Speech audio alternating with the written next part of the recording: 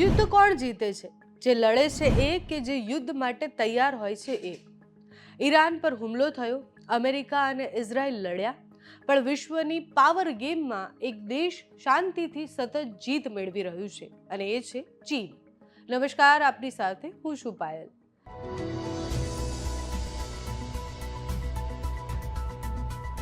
ચીને ભલે આ યુદ્ધ શરૂ નથી કર્યું, ચીને ભલે આ યુદ્ધ સાથે કોઈ સીધા લેવા દેવા નથી, પણ તે વર્ષોથી તેની તૈયારી કરી રહ્યું હતું. 2021માં ચીને ઈરાન સાથે 25 વર્ષનો $400 અબજ કરાર કર્યો. સસ્તું તેલ આપો અને બદલામાં લઈ જાઓ ઇન્ફ્રાસ્ટ્રક્ચર. 2025માં ચીને 11.6 મિલિયન બેરલ પ્રતિ દિવસ જેટલું તેલ ઇમ્પોર્ટ કર્યું, ઇતિહાસમાં સૌથી વધારે.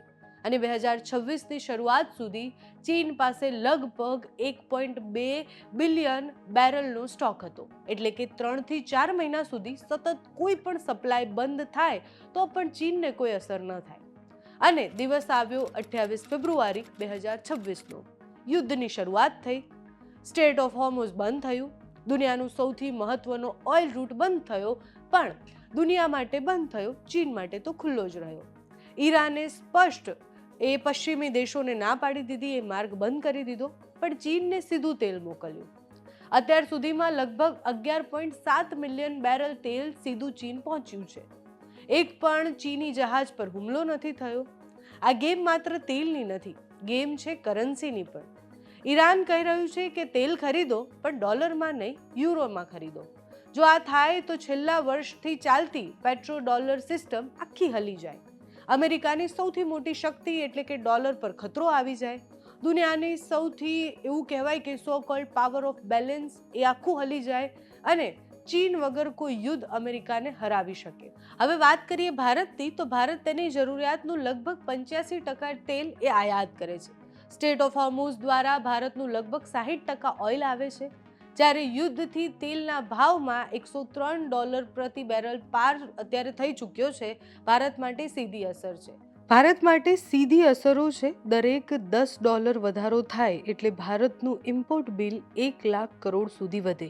રૂપિયા પર દબાણ એટલે ડોલર સામે કમજોરી. મોંઘવારી વધે એટલે પેટ્રોલ અને ડીઝલ મોંઘા થાય. સામાન્ય માણસ પર સીધી અસર થાય.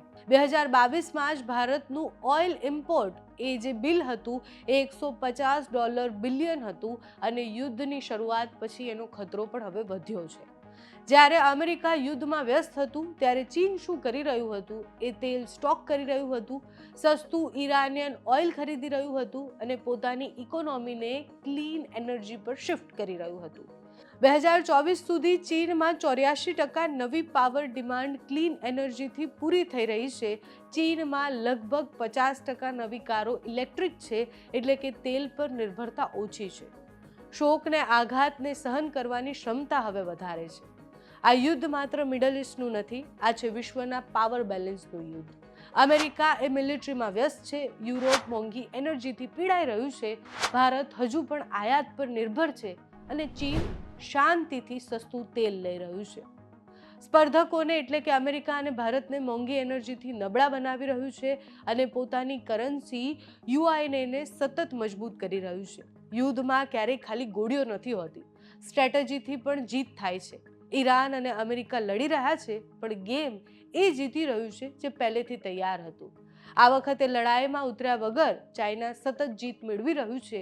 આ યુદ્ધમાં ભારત માટે પણ એક સ્પષ્ટ સંદેશ છે કે એનર્જી સિક્યોરિટી વગર, સેલ્ફ રિલાયન્સ વગર આગામી યુદ્ધોમાં બદલાતી દુનિયામાં આપણે હંમેશા નુકસાનમાં જઈશું.